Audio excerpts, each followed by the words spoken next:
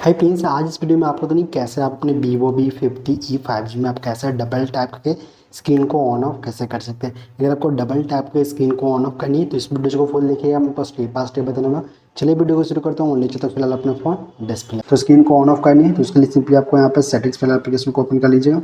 Settings फिलहाल application को open करने के बाद नीचे स्क्रॉल किया जाए और यहाँ पे एक ऑप्शन देखने की मिलेगा आपको शॉर्टकट्स एंड एक्सेसिबिलिटी, तो इस पर क्लिक कीजिएगा। इस पर क्लिक करने के बाद यहाँ पे एक ऑप्शन देखने की मिलेगा स्मार्ट मोशन करके, स्मार्ट मोशन पे क्लिक कीजिएगा। और स्मार्ट मोशन पे क्लिक करने के बाद यहाँ पे तीन ऑप्शन है, smart screen on off, smart wake, smart calling. तो स्मार्ट स्क्रीन ऑफ पे क्लिक कीजिएगा और यहाँ पे सेकंड में आपको ऑप्शन देखने की मिलेगा डबल टैप टू बेक और यहाँ पे double tap to turn on.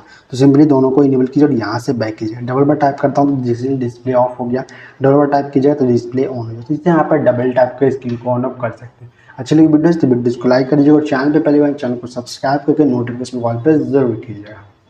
कोई भी डाउट हो तो आप मुझे इंस्टा पे फॉलो करके मैसेज कर सकते हैं।